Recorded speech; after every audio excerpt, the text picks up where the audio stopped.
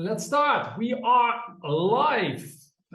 After COVID, hospitality is booming back. But offices? No, they don't. Bars, restaurants, and hotels became strong competition of the office space. Again, for years, we've lived in the presence first reality, which means full office buildings. But now the new digital first reality is here. With remote work, more freedom, more autonomy, and more choice. So, what are we going to do with all our offices? Transform it into a digital first office? We are forced to look at it in a different way. And amazing and surprising things can happen when the right approach is taken and the right questions are asked. I'm Mark Miskis, your host. Thank you for being here. And together with Sven van Buren, we are the founders of the Institute of Interior Impact. This is where we connect and empower ambitious interior designers and interior design professionals like you. So, what's the impact you want to make? Isn't it something beyond interior design? Don't we all want to make this world a better place?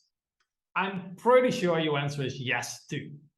And we love to inspire you and to guide you on this amazing journey. So, great you're here. Let's get the conversation started. Because today we are going to crack the office design code with design strategist Kristoff DuBose from London, UK. This man has ideas worth spreading. He knows how to make the office a desirable place to be. This is how you are going to convince your own clients of your crazy office design ideas. Here he is, Kristoff DuBose. Hi, Kristoff. Hi, Mark. Thanks for having me, buddy. Yeah, thank you so much for being a guest today. Yes, well, let's go straight forward with a question. What's the most important place in the office? Oh, that's such a good question. Once upon a time, the most important place in the office was obviously the corner office, where the boss had his big mahogany desk and his sofa settee with his whiskey cupboard and an 8-person meeting room. Of course, if you were blessed enough to go into that hallowed space, you knew you had made it, right? That was and you even look at the architecture of tall towers from that time. And they have, like, for example, in Canary Wharf, you'll see some of the buildings have multiple corners along that corner. And the idea is that more people could get a corner office. So that level of importance had big influence on architecture and the expression of power. But that has completely changed. And I think in some ways I feel bad for the corporate ladder climbers who spent their whole career climbing in order to get to that corner office, and now they've just finally reached a reality where that doesn't exist anymore. They have to do it with a coffee machine. Yeah, that's it. Well, you've nailed it. So the most important space now is definitely the kitchenette, the canteen, the place where people come together for nourishment, where they share ideas, where they come across, they do their sort of little bake sales, and it's where people truly come together and have that cross fertilization of ideas. And that's a radical departure, because in that reality I just described previously, where we had the corner office was the most important space, we used to design kitchenettes and canteens that were just like a hole in the wall, where you just literally go in, it's dingy, you make your cup of tea, you put it in the moldy dishwasher, you get back to your desk, right?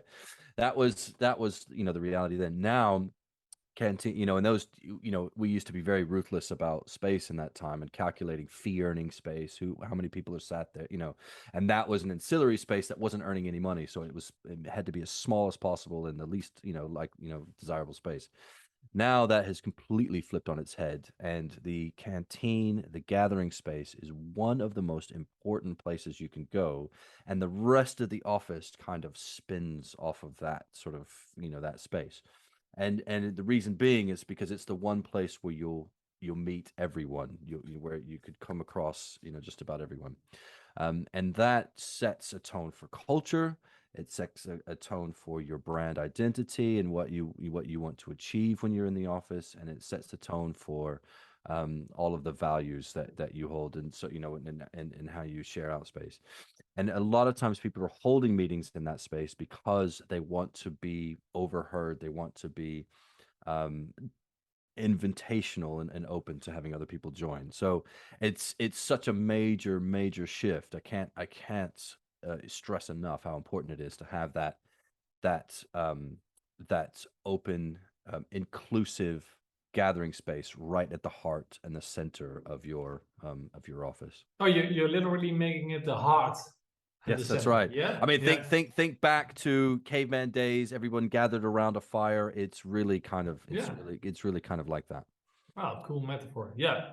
Mhm. I know if you would ask a friend of mine what's your favorite place at the office, he's always answering the loo, the bathroom or the toilet. The only place where you'll be left alone. Yeah. Yeah. So nothing about gathering, just being alone. That's it. Yeah. Take literally, well, yeah. All the shit is there. Yeah. Just to relax and to have your own moment of freedom and privacy. The meditation time. And Correct. meditation time, yeah. Yeah, good. Hey, what's your, well, people like to call you, I like to call you a design strategist because you have a really, you can't design without a strategy. Actually, you're more a strategist than a designer, actually, because you really want to know why you are doing it, not how it looks like, but why it looks like that. Yeah. And we completely agree on that one here at the Institute. So what's so fascinating about your job? Why is what you do what you do? Well, I think it's interesting because if you're going to design a space that works for a business, you need to know how that business works. And for me, it's really fascinating to. It's one of the things I love most about my job is that I get to meet all different types of business leaders, and I get to listen to their problems, their difficulties, their challenges, their big wins, the things that they feel that they do better than anyone else, and also to find out how the underworkings of their business, because that all ties into how we set up an office and how we get it truly working for them. No, but that means because we're talking now really about strategy actually. So this is well, we go later in how you start a project like that to designing an office, because a lot of designers, you go in with an idea, you think, that's the office, that's my ideal office I'm going to make for them. And then you are meeting the CFO or whatever the people is you need to talk to or paying you. They have definitely other ideas about the outcome.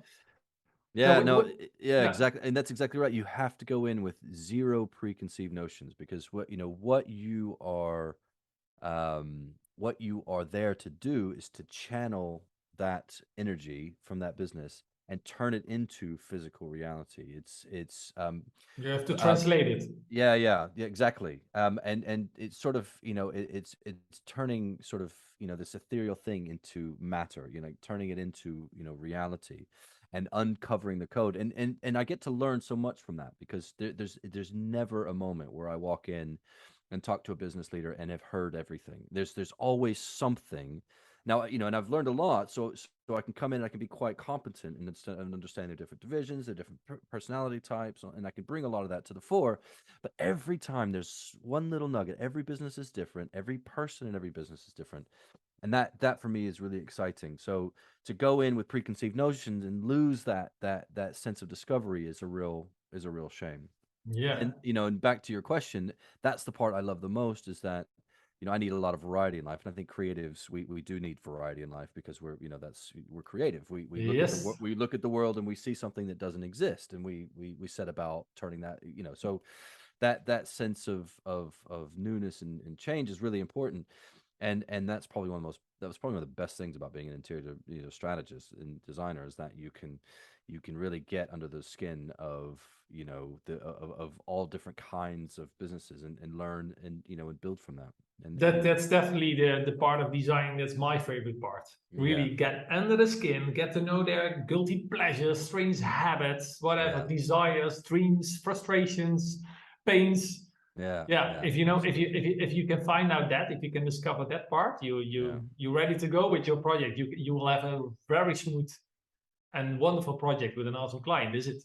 If you can connect on that level.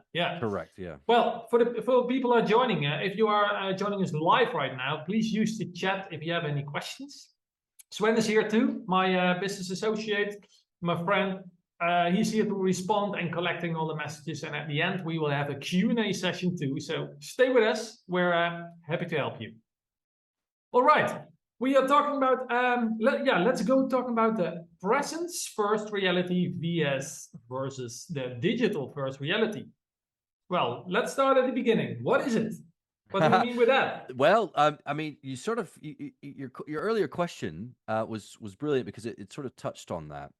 And what we described before with the corner office and that sense of expression of power and status, that was presence first, right? That was everyone had to be in the office every day from 9 to 5. It was not even a question. And if you did want to work somewhere else, you had to demonstrate and beg and show all sorts of reasonings why that would be a good idea. Now, a perfect example for a a business first reality. When we moved Okta into their first offices in here in London, when they moved them out of serviced office, we had a really great facility set up for them. Big canteen where they'll be having their their breakfast setups. It was really that canteen I just described. Really cool meeting rooms. Even a space that was completely separate that had a keg and a pool table and and a completely separate space in the building. It was an amazing facility. And when we showed everyone the plans, then everyone walked up and went, "Which desk is my desk?" Like it's like, Yeah. but hang on a minute. That I mean, and that's what you get in the presence first reality is because people are going to be sitting at that desk for 40 hours a week. They want to make sure it's got some light, it's got enough. Whereas now in the digital first reality, you're coming to the office with a purpose. You're coming to the office with a because, right? So you're not just there because you have to drag your weary bones onto a crowded tube system like everyone else, and then sit there and slog away at your work. You're there because you have determined that you have a better reasoning for being in the office than you could be from home. Ah, There's a reason that you're there with a team, or that you've got to get some specific type of work done, or that you need to do some learning, or you just you wanted a different point of view, but you're not tied to that particular location, that particular desk. So the digital first reality necessarily means that the office is no longer the central tool in the toolkit for business operations. It's still an important one, but it's no longer central. The networks, the way we work, the workflows, the hosting and all that sort of stuff is much more important in some ways. And the office is become something somewhat more.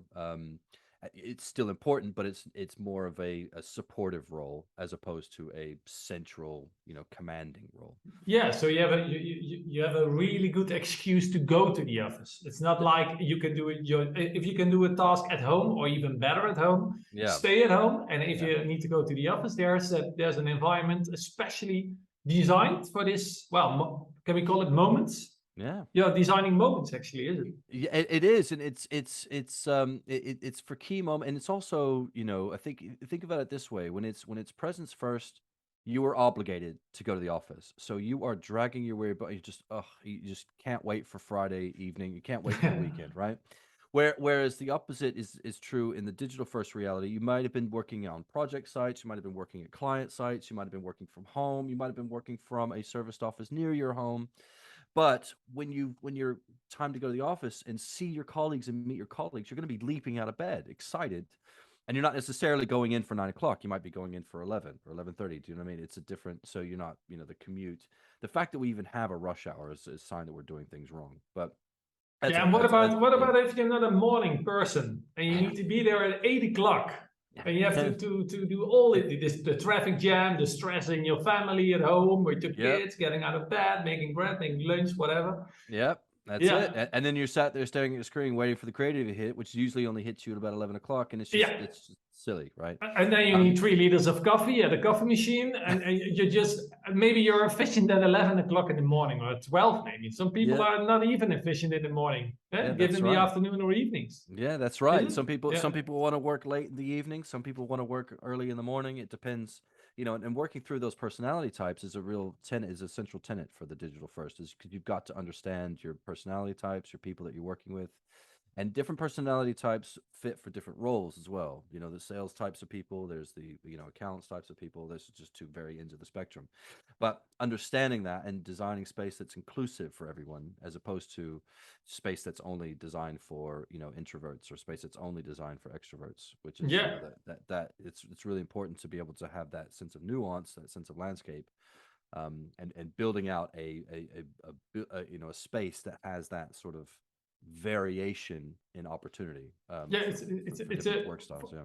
for me it looks like the old offices, or still new offices that are going to build and not designed really well. They like to create to get the most efficient people, but it's Yeah. actually the opposite, is it?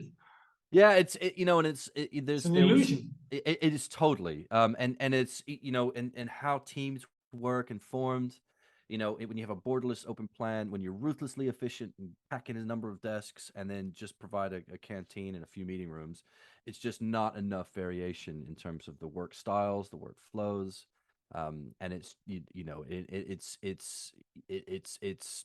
the office as a spreadsheet, you know, with desks kind of packed in like that. You know, in some ways, in some parts of the world, there are some parts of a business that works, you know. So if you're doing a trading floor for a bank, yes, of course you're going to be doing that. But unfortunately, we have grafted that and put it onto almost about everything. And Yeah. it's not, and it's not really conducive to productivity, creativity, innovation, communication, and quality of work. There was actually a study done, you know, 2018 by Psychology Today. This is really interesting. They did what they called the curtain test. So they took a borderless open plan. It just had, you know, acres and acres of desks. And the problem was that same problem everyone has. Why are you sending an email to me when you're only 5 desks down, right? You could come and talk to me. Well, Yeah. this is, you know, and that's a pretty normal phenomenon in, you know, in a borderless open plan, in a presence first reality, right? The study, what they did was they drew a curtain around. They found that, like, the magic number was about 14 people. They just drew a curtain around, so it wasn't soundproof or anything. It was just a sense of visual barrier. So now all of a sudden you can sort of start to get a sense of who people are. And they found that people felt psychologically safe to begin having open conversations, because when in a borderless Ah, open plan, you had no idea who those people were, what their agenda was, if they were listening. So everyone felt really, you know, quiet, and there was not a whole lot of communication, and silos were really a big thing when everyone was broken down. So this whole idea of, we've created a collaborative place because it's a big, huge open plan, is, it actually turns out to be quite the opposite. In that space where, you know, where you're in a curtain, they found that productivity went up, communication went up, innovation, because people were felt psychologically safe to experiment, went up. ah. You know, and that sort of, you know, and the speed of the work, also went up. So that's just it's a sign that shows that when you create little hubs of people and pods and create a more of a landscaped office, you're going to see a lot better forms of communication and people coming together. Is it that they has to do with something of this hospitality magic, how people behave and how? Yeah, that's, I think so that particular study is more about psychological safety and how, as people, we can get units together. But I Primal think, feeling. yeah, that's right. But I think that what you've just raised is a really interesting one, because it shows that, this is something that hospitality do really well. They figure out the mix of a property, what size room, how many, how many suites they need, how many, junior suites they need, how many amenities they need in order to set up a really good hospitality experience, with all of the different various bits and pieces that you need to, to do that. And as in offices, we haven't had to do that, because we've been in a presence first reality where the office was never questioned. We kind of got away with just packing people into a space and providing very little amenity, because they didn't need to. They had to come, right? Now all of a sudden you have to convince them to come. Yeah. The best place to look is who's been really good at convincing people to come. Well, that's hospitality. It's bounced after the COVID. It's bounced back. Bars, restaurants, hotels, arenas, concerts, and all that sort of stuff is huge. Yet people are saying, I don't feel safe coming into the office. Well, it's not about necessarily about COVID safety. I think it's about psychological safety. Yeah, definitely. Yeah, I totally agree. Well, knowing all this, how do you start an office design project? Where do you start? Because who you need to deal with? Who do you need to understand before you can start designing? Because that's what we all love to do, but there's Yeah. something one step before that. Well, I think one of the most important things is, when you're looking at a design project, is never underestimate the challenges that are faced by the senior execs. So, talk to the CFO, talk to the CEO, and understand, the gap between where they are and where they want to be. And there's a lot of challenges, and I've got to say, as a design culture, we have kind of, the CFOs have always been under a lot of pressure. Rents have been, the cost of real estate has gone up and up and up, and so we've packed a lot of people into a smaller amount of space. And so that, that's, basically just looking at the bottom right hand corner. But there's a new sort of thing, the challenge of getting people back into the office, of getting people to participate in the daily runnings of the business in person, has led to a different sort of challenge. The silos have gone up. There's a bit of stagnation going on with sales cycles are getting longer. So if those are the kinds of challenges that a business leader is facing, how do we unlock that potential for them and getting people back in? So the starting point is really identifying that gap and understanding what their challenges are and how we can use design to meet those challenges.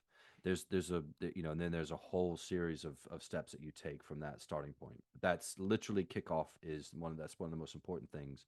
And I know, this is probably one of the most challenging times for businesses, all over the world. So this is a great time to be having those kinds of discussions, because while not only is everything changing, but in terms of how businesses work and how people are interacting, but everything is also changing in terms of interest rates and changing in terms of business practices, and borders are coming down, and all that sort of stuff. So And don't forget the brand image and company yeah, cultures. that's right. That's right. And companies are now a lot more participatory in society now. They have a point of view. They're taking a stand for social issues.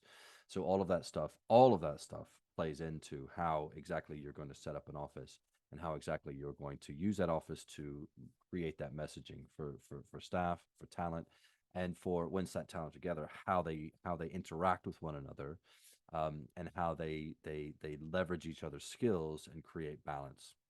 Yeah, so I can imagine it's great if you walk into a building and you can feel and breathe their vision, their perspective on the world, how they want you to connect. Yeah, yeah, great. Well, yeah, you have to deal with a CFO.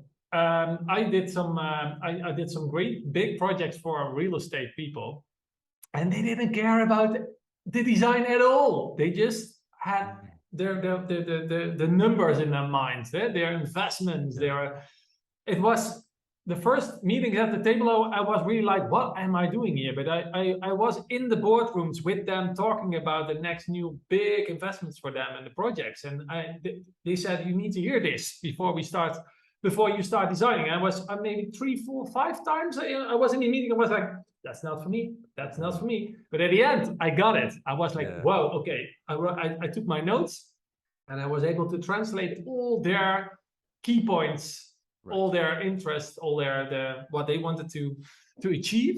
I was able to translate it and to explain my design on their terms. Yeah. So they knew why I did some crazy stuff into the real estate. Yeah. That's exactly right, Mark. And what in those initial meetings, what they're giving you is their language that they use to communicate. Yep. They're giving you the insight to what's important to them, and what they value, and they're also giving you the keys to the kingdom, right? So when they're sharing with you some of their big challenges, and what has to happen in order for something to be successful, for it to fail, or for it to win. Yeah. And it's that listening is really, really important. And when done well, it can also challenge your design perspective, and actually cause you to think a little bit outside of your normal sort of space.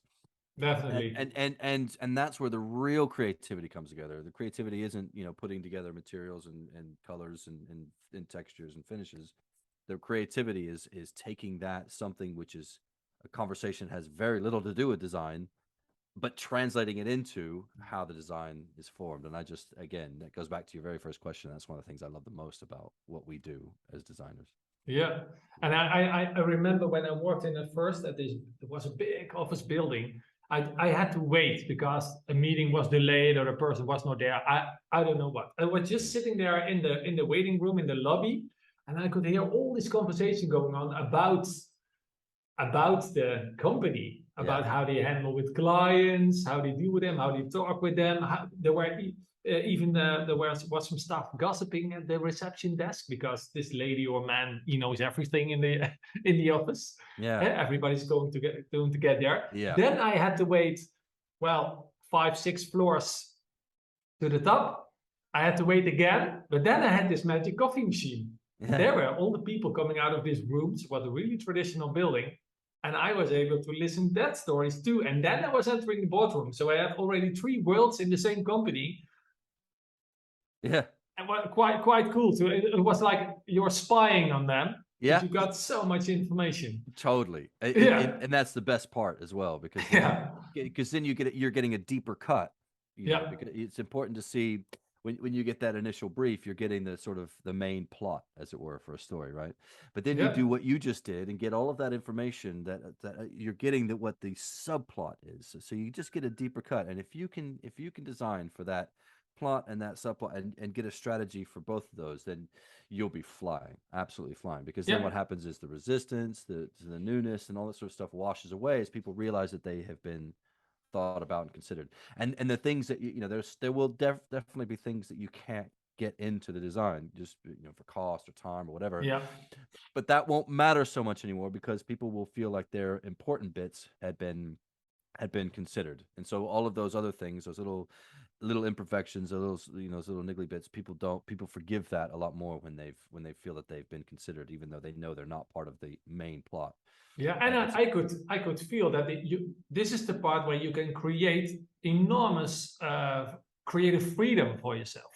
Yeah. Because people, they need to feel understood. They don't need to understand you. They need to feel understood. So they were understanding me, and was like, okay, great.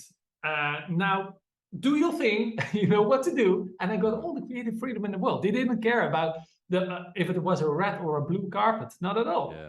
Exactly. I just had to do. I could do my thing. Yeah, that's it. Yeah, that's it. And if you meet those metrics, then you know, that you are probably, it sets you apart in a lot of ways, because it you know, then all of a sudden you become a trusted partner, as opposed to a service provider. And that's one of the most important positions to be in as an interior designer, not someone who's just going to come and provide decorations. It's really important that the people that you're working with feel, you know, that connection, that affinity with you. And the only way you can create that is by genuinely stepping into their world and understanding those challenges that they're facing, and making sure, darn sure, that you use your work, to enable them to meet those challenges powerfully. And that's, you know, you've got to dedicate yourself to that for your clients.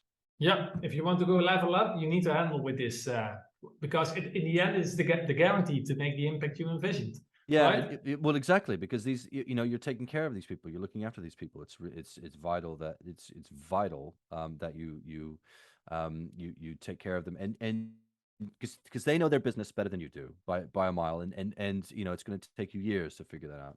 But you know design better than they do, and so you've got to bring those two things together, and to create a match. So you need to bring your understandings to bear, on their, you know, on their sort of, on their space. And that's when that happens, it's magic. I remember, you know, moving, there was a consultancy. We moved them into their space, and they really struggled to communicate what it is, you know, who they were and what they're about.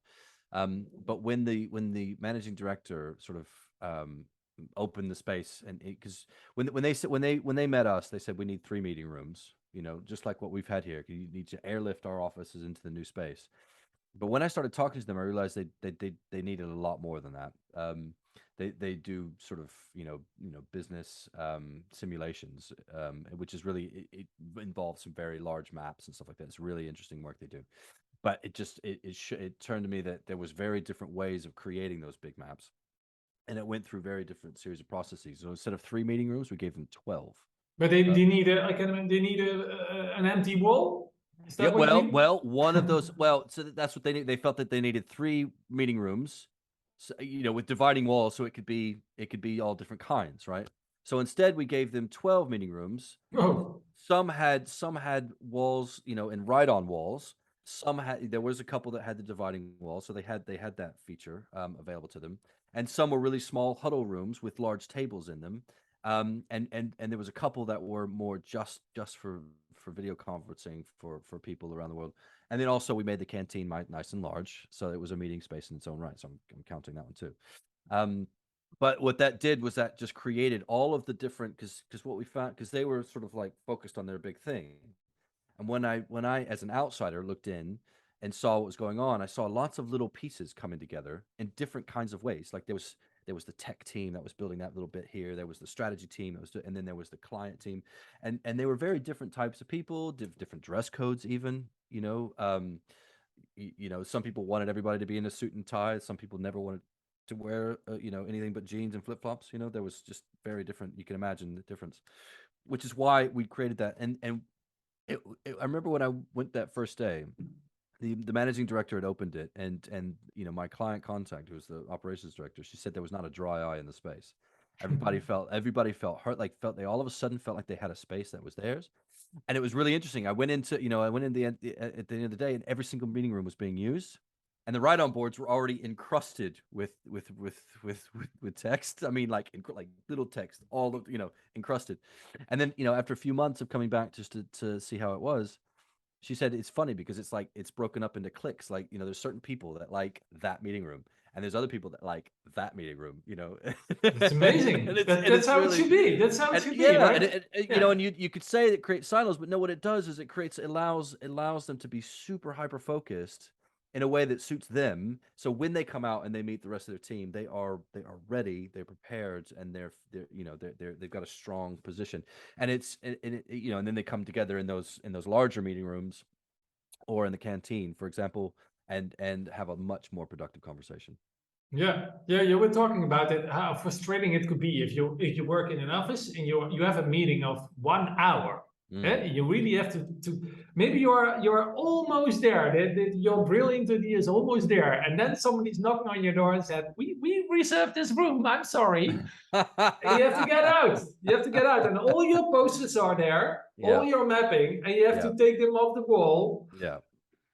And that's that's not really functional and successful, right? Yeah, exactly. And I think there's one of the key things in the digital first reality, in the way we're going to be using offices now, is to use the office as a tool for the operation of a business, not just for the housing of warm bodies, right? Yeah. The office was like a full office was an illusion, right? It was just lots of people all typing away, on their keyboards doing stuff. Now, if the marketing team was over here and the sales team was over there and the engineering team was over there, but there was people in each of those working on a particular project, how productive are they going to be when they're so, spread apart? So that's one of the key things. And we're looking at hospitality. This is, one of the things that's really important, that how hospitality make that mix, right? So we need to create that mix of meeting rooms, like you said. So that people are working in the most effective way in their space. So, for example, we're creating what we call, a rethink space. So it's the spaces right on. So we've got that canteen, a central hub that we've identified as one of the core sort of design principles. Yeah, sorry to interrupt you, but Yeah. you are I know you are working with really kind of special rooms. You have designed kind of not really designed, but the concept of the rooms. Correct. So you can have maximum efficiency or productivity or fun or relaxation, whatever, is it? Yeah, that's yeah. So every room has an outcome. Every element in the office has an outcome. Exactly, and because in the presence first reality, meeting rooms were a table and some chairs, right? And it was a 4-person meeting room. It's an 8-person meeting room. It's a 12-person. It's a 20-person meeting room. Each one of those numbers, we know kind of roughly what that meeting room is. It's a table with a lot more chairs, Yeah. a lot longer desk or a bit wider desk. Oval table with a Oval desk. design chair Yep. at the Yep. end. That's You right. know in Yeah. which room you are. Yeah. Yeah, and at some point in the 90s, a TV showed up on one of those walls. Jesus. Yeah, but we still put, like when we're still counting the number of desks, we're still counting the chair that's got its back to the TV. So eventually we kind of learned to not do that.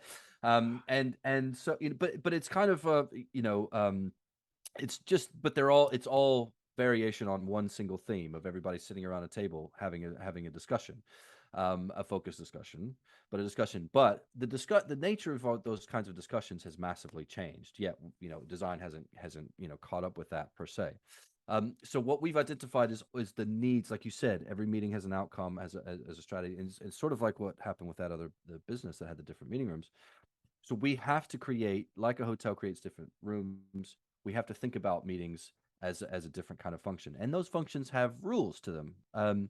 So the ideation spaces that need to sit near the canteen, which because Mark, you and I are gonna having a coffee, and then like, that thought, and then we need to immediately go right on somewhere just to kind of flesh out the thought, to give it some ideas, because now all of a sudden we have the beginnings of a project, right? So we can then take that back and we work it through.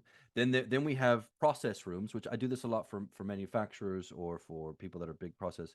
So long, narrow rooms. It's often good in the spaces that are unloved or unwanted, like near a core of a building and stuff like that, where there's not a whole lot of light. You don't need light for this, but it's a long wall so that you can do your river diagrams, like rows and rows and rows of Post-its. So you can move that one over to there, move that one Yeah. over to there, and that's really, really effective, we find. You have one on your wall over there. Oh yeah, just that's so right. Yeah, and you can I have see, my that's why yes, they're not hanging on my wall here, but that's yeah. why I have a white background. With I need this for creative mapping. It just what it does is it allows you to brainstorm and get that stuff across.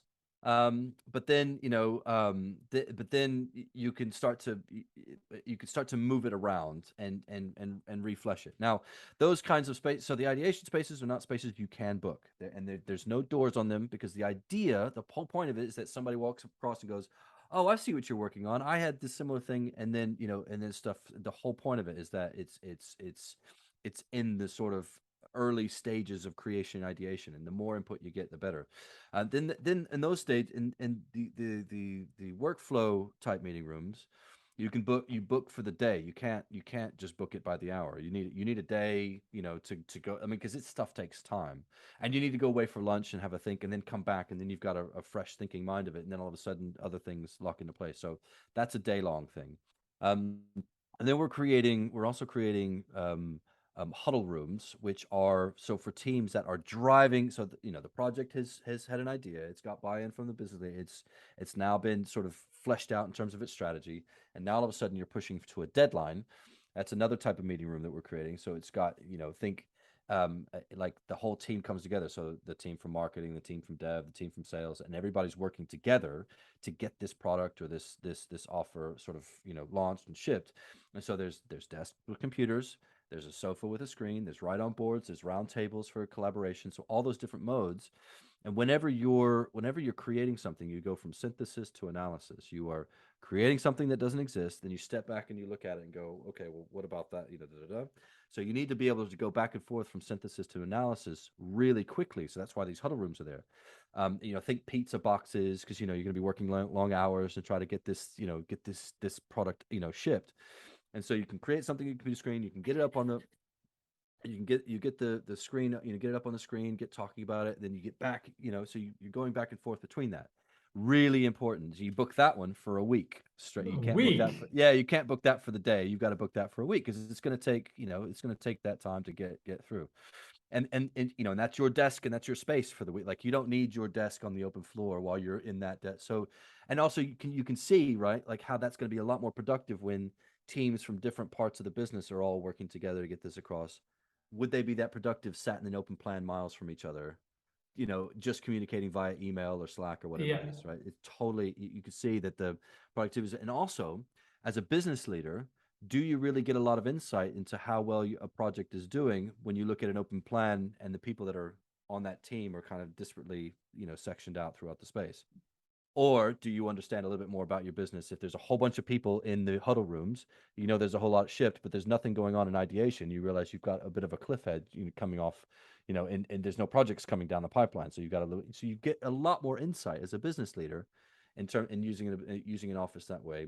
So if you're designing with all these rooms, you can literally see how a business is doing and which phase an idea is. So if your business is doing great or not. Yeah. That's right. And you can see how an idea makes its way through the business by how people are moving and what spaces that they're using. So imagine how, the office is a toolkit to see how people are working as they migrate from different types of spaces that are there for them to do these different types of work. Now, everyone's different, right? Every business is different. So you're going to have to think about, not every business is going to need one of those long walls, Yeah. but they might need something else. They might need, to understand the sales cycle. They might need to be a sales push. So you get everybody in a sales room and really, work a campaign where no one's allowed to sit. There's all sorts of different, penetrations of how you can think about this, but we have to move away from the meeting room as a 6-person chairs around tables, right? It's a lot more nuanced than that in the digital first reality. I think if you really need to educate your client on this level, because if you are an office designer, you want to design their office, you can start with presenting them an idea. That's not the way to go. You need a strategy. You need to connect on a deeper level. Yep. First, and what makes them tick. Yeah. And then then you know what to do, what kind of rooms they need, but you really need to educate your client. You need to share the story up front. So maybe you can get the deal with this story, is it? Because you're separating yourself from the other designers. Yeah, just dragging all these office chairs inside, like, oh, this is the best new office chair we have. Well, that's not. That's again. That's presence first, because the office chairs. How people are going to be. What you're going to give them while they're sat at their desk all day long. But what are you going to give them that allows them to be their best selves at work? What are you going to give them that allows them to be more open and collaborative, and also to. I go back to a study Gallup did years ago, and it was really fascinating. Where they talked about how, because when I was doing Gallup's offices in the Shard, the one of the senior vice presidents came over and he said to me, we have this misconception in society that people have to be well-rounded. So if you're bad at maths, you're going to go and get you some math training. He goes, to a certain extent, you do have to shore up so that you hit some sort of basic levels. But if someone's not naturally talented at it, you're going to very quickly hit the law of diminishing returns. So the more that you try to teach that creative person to do spreadsheets, there's only a limit to where they're going to get to.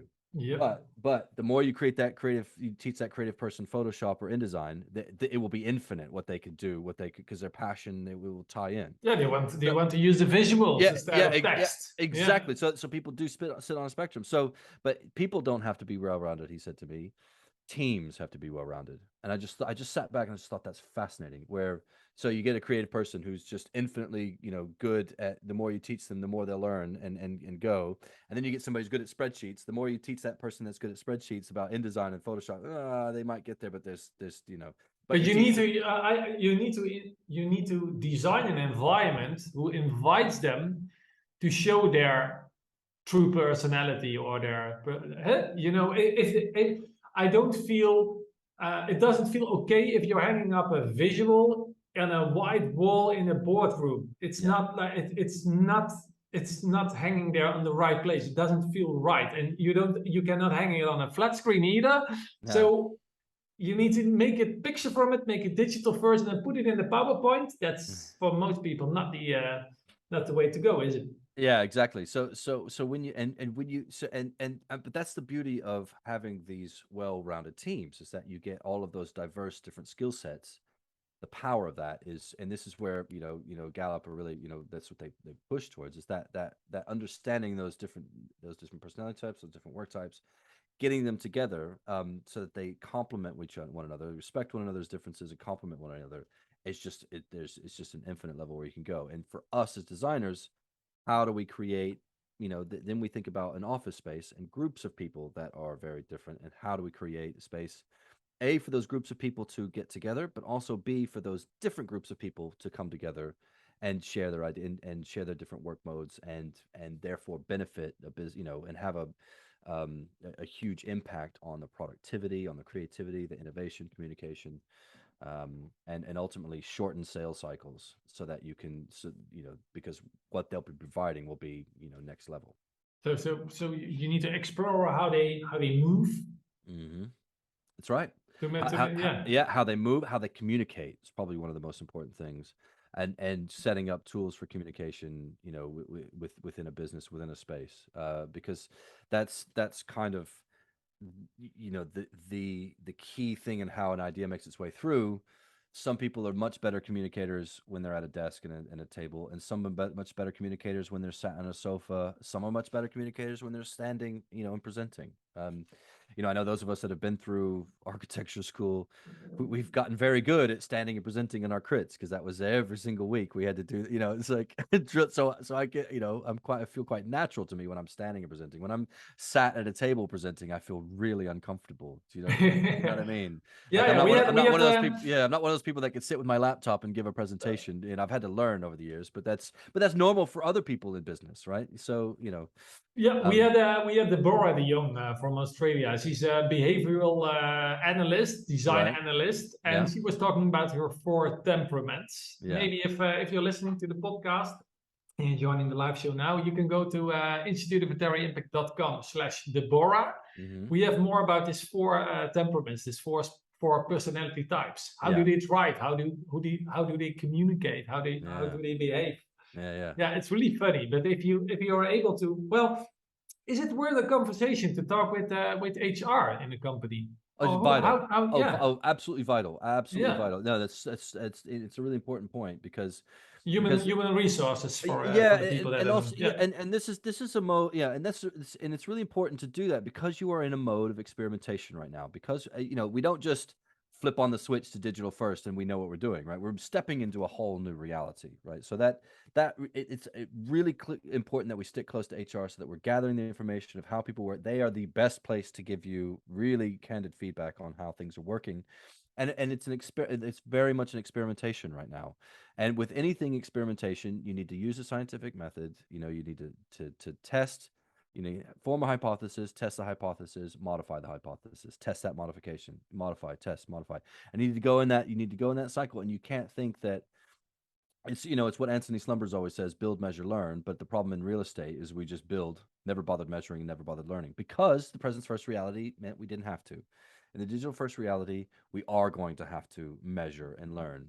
And one of the most important things, one of the ways in which people are doing this now is going into flex offices. So I had a fascinating conversation with John Priest, who's the CPO of Hub Australia, about how they're taking cues from hospitality to build this sort of stuff, and they're seeing a lot of businesses coming in.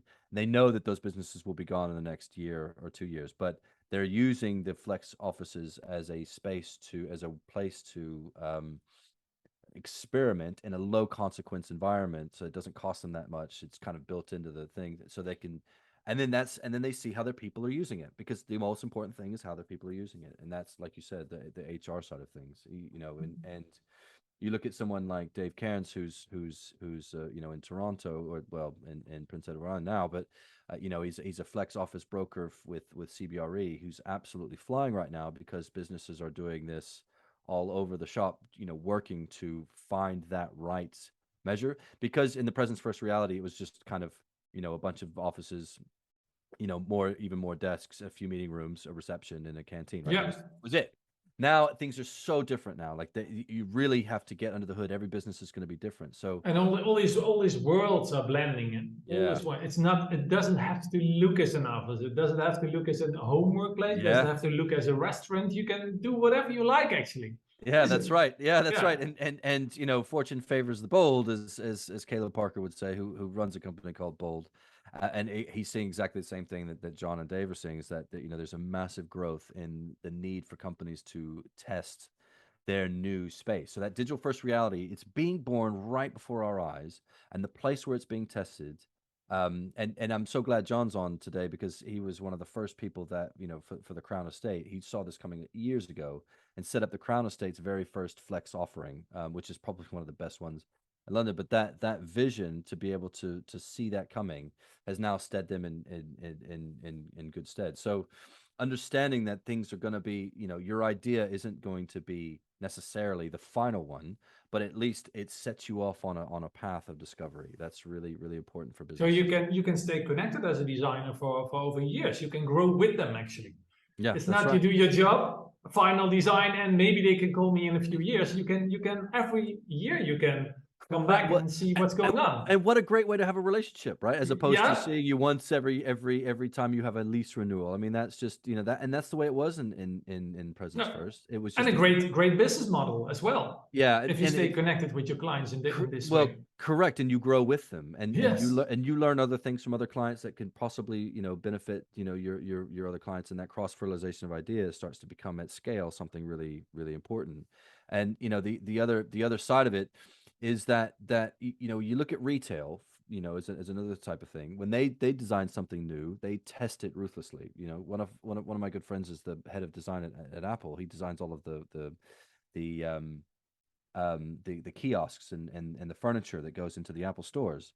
And he said to me, "Look, we're tracking that stuff closely, and if no one interacts with that within 2-3 weeks, it's gone. We rip it out, it's gone." But do we really do that for offices? Are we ruthlessly measuring in that sort of way? Absolutely not. And we need to now. I mean, retail went through an absolute bloodbath in 2013 here in the UK, where retail outlets were going bust, left, right, and center. But you looked at the common thread was they had a presence first reality for retailers. They just packed it full of product, expected people to come, which does not work anymore. Like actually the stores that had a mix between online reality and presence reality did really well and used Bricks their and clicks. yeah, Yeah. and exactly, and use their bricks and mortar stores as a museum, as a gallery. So there was fewer product, but just seriously considered in how it was placed. That same thinking will be what translates into to office thinking, and it's absolutely vital that for businesses to be thinking in that way. Oh, great, Christoph. Yeah.